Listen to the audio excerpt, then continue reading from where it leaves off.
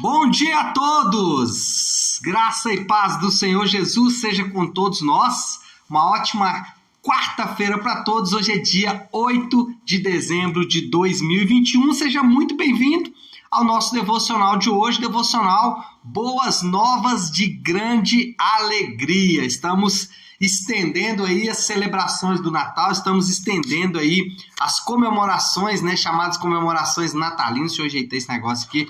As chamadas comemorações aí do Natal, estamos estendendo, além daquele período normal ali de 2-3 dias que a gente faz próximo do Natal, estamos estendendo isso aí para mais dias aí, 25, 26 dias. Então hoje nosso 9º dia desses estudos sobre o Natal, e hoje nós vamos falar sobre os opositores de Jesus. Queria que você lesse comigo aqui o texto. Está em Mateus capítulo 2, temos falado bastante de Mateus 2 aí nesses últimos dias. Acho que essa semana a gente falou toda aí de Mateus 2, né? E hoje, versículo 3 e versículo 4, que diz assim: quando o rei Herodes ouviu isso, então Mateus 2, 3. Quando o rei Herodes ouviu isso, ficou perturbado, e com ele toda Jerusalém. Tendo reunido todos os chefes dos sacerdotes do povo e os mestres da lei, perguntou-lhes: onde deveria nascer o Cristo?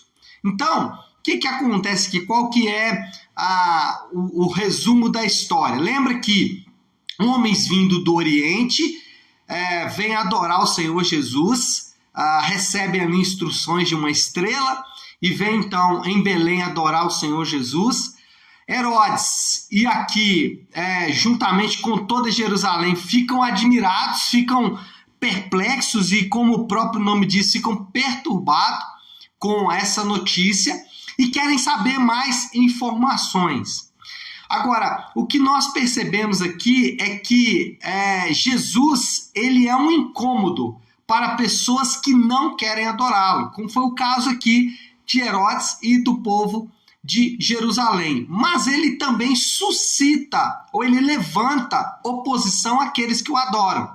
Então Jesus é capaz de causar isso. Primeiro, oposição por parte daqueles que não querem adorá-lo, e aqueles que o adoram, ele também vai trazer, ou vai suscitar, vai levantar opositores. Os adoradores do Senhor Jesus, aqueles que adoram o Senhor, sempre vão enfrentar esses dois tipos de pessoa. E nessa história específica, nós temos dois tipos de pessoas que não querem adorar o Senhor Jesus.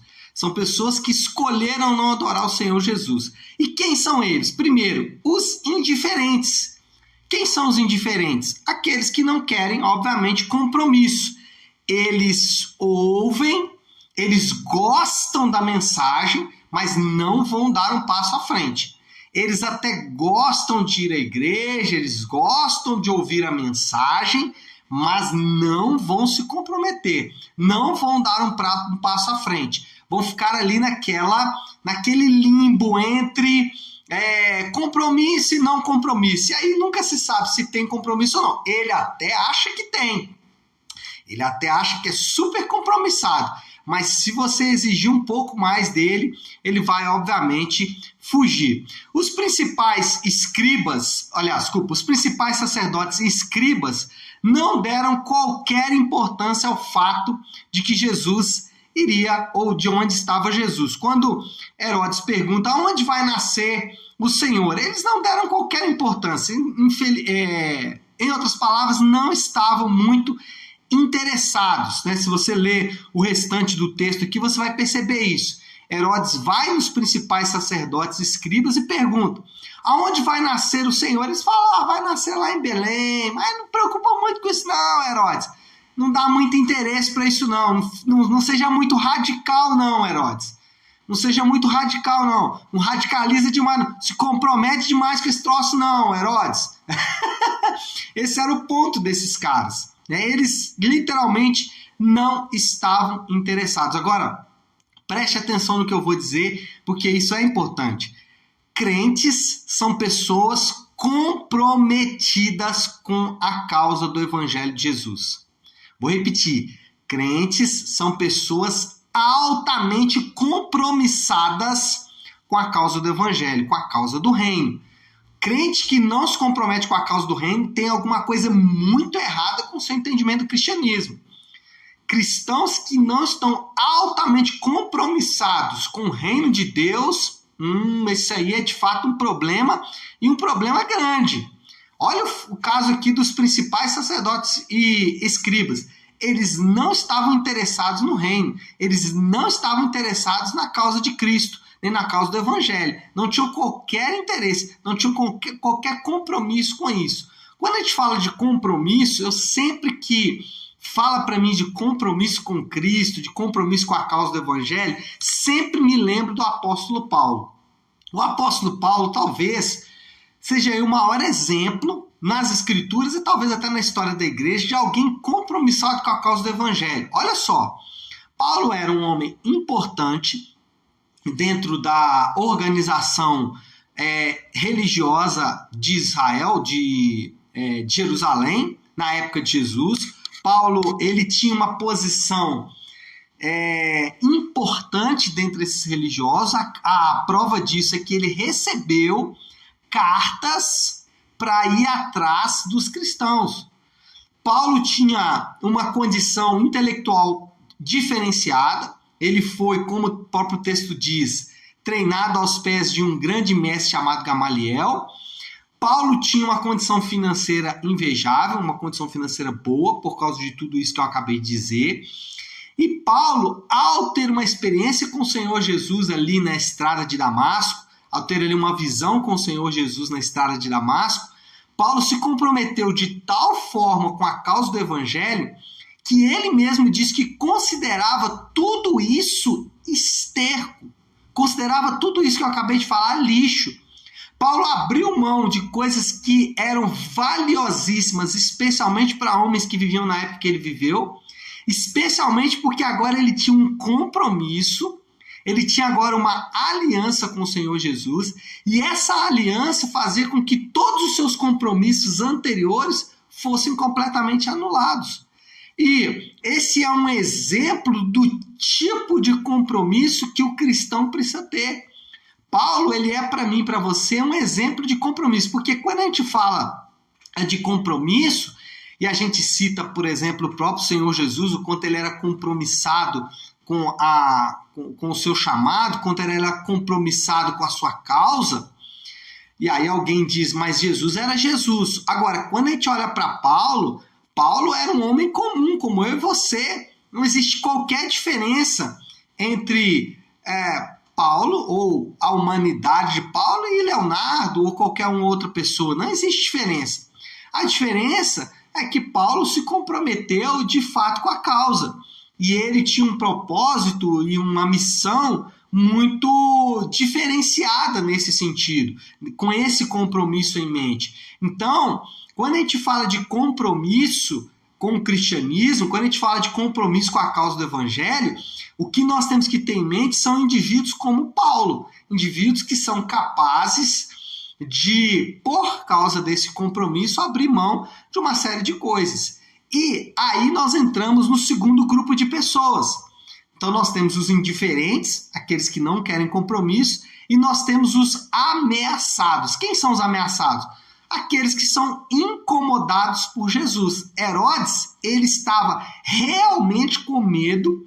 Herodes estava, de fato, incomodado com o Senhor Jesus. Ao ouvir a história do Senhor Jesus, aquilo trouxe incômodo para Herodes, a ponto de Herodes fazer coisas inacreditáveis para destruir o Senhor Jesus.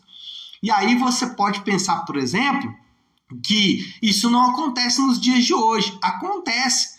Quando pessoas são ameaçadas pela palavra de Deus, ameaçadas com o próprio termo que eu disse agora há pouco, compromisso, quando pessoas são ameaçadas, ou exige-se delas um compromisso, ou uma ameaça ao seu conforto, ao seu bem-estar, elas não estão dispostas, ou, pelo contrário, fazem tudo para tentar destruir o Senhor Jesus. Foi assim com Herodes. Se por um lado você tem aqueles que são indiferentes, que não querem saber muito, você tem por outro lado aqueles que são ameaçados pelo Evangelho. Agora, anota o que eu vou dizer.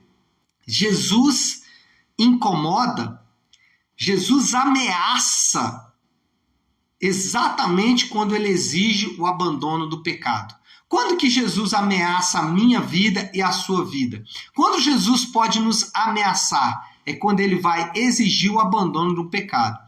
E aí eu poderia citar aqui vários exemplos, eu vou pegar apenas um. Todos nós somos incomodados quando temos que perdoar.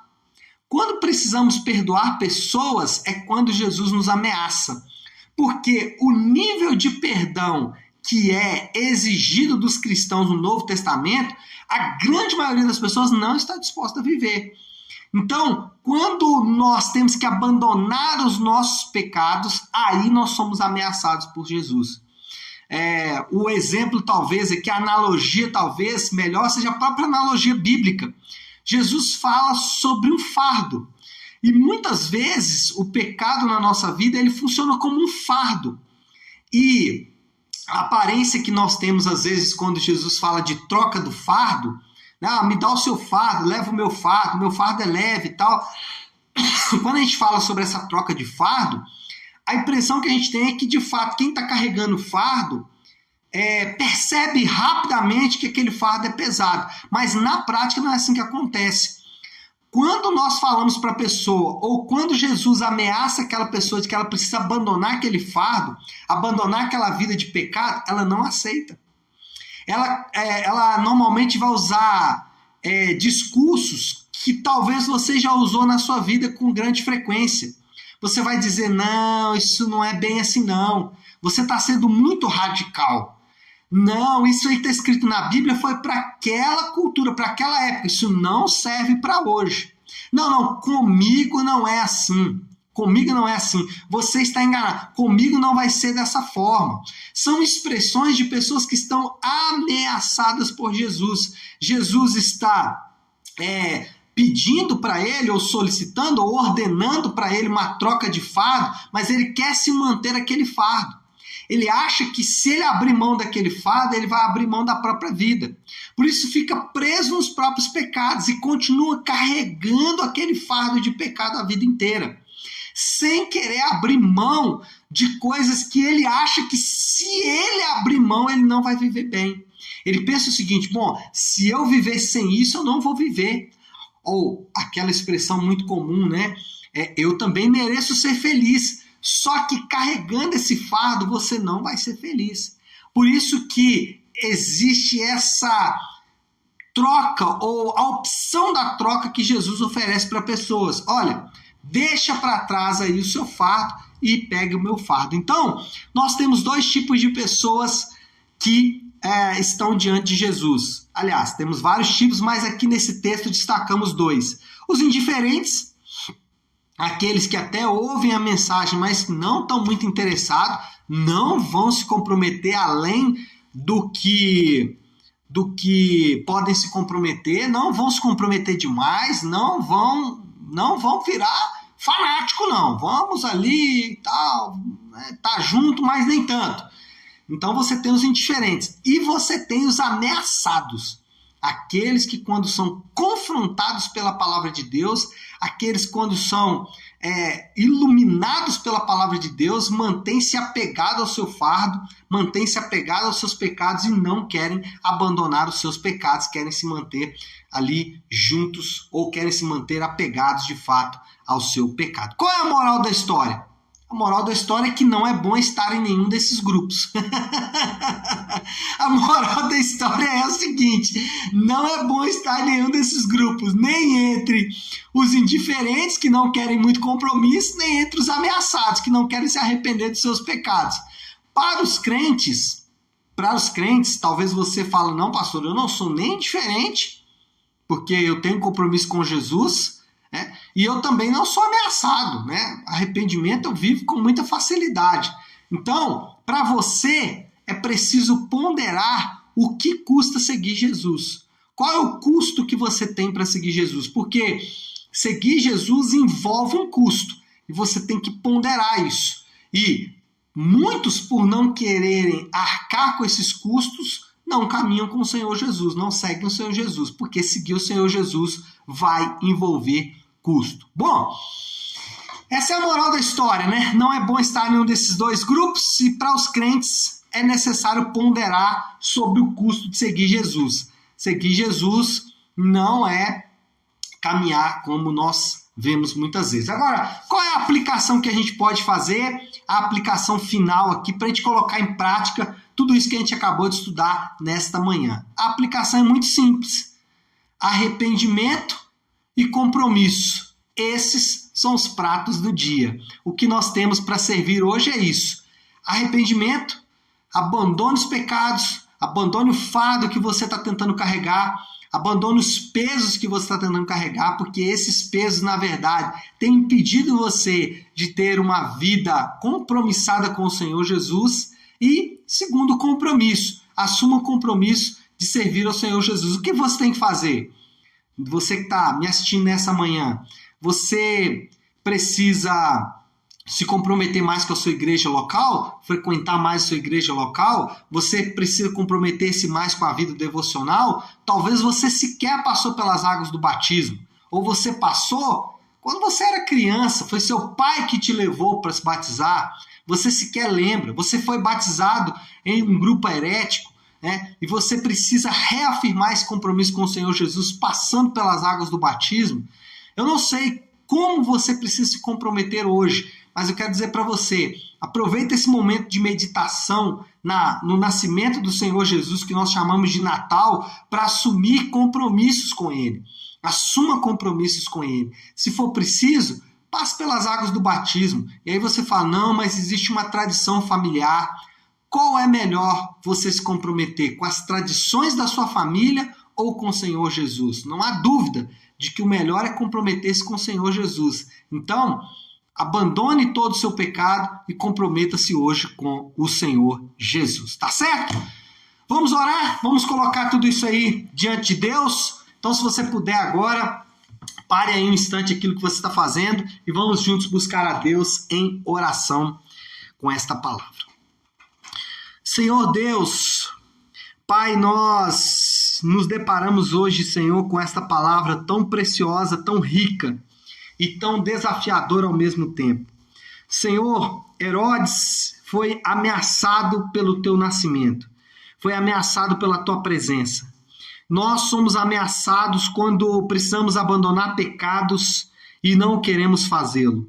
Nós nos sentimos afrontados por ter que abrir mão de áreas na nossa vida que são áreas onde nós achamos, Pai, que é o melhor é aquilo que nós queremos. Áreas em que nós julgamos que podemos e que compreendemos melhor do que o Senhor o que é melhor para nós. E, de fato, o que precisamos nessa manhã é abandonar esses fardos, esses pesos e nos comprometermos mais. Os principais sacerdotes e os escribas não quiseram, foram indiferentes ao Senhor. E muitas vezes nós também somos assim. Mesmo sem perceber, mesmo achando que não é verdade, nós não queremos nos comprometer.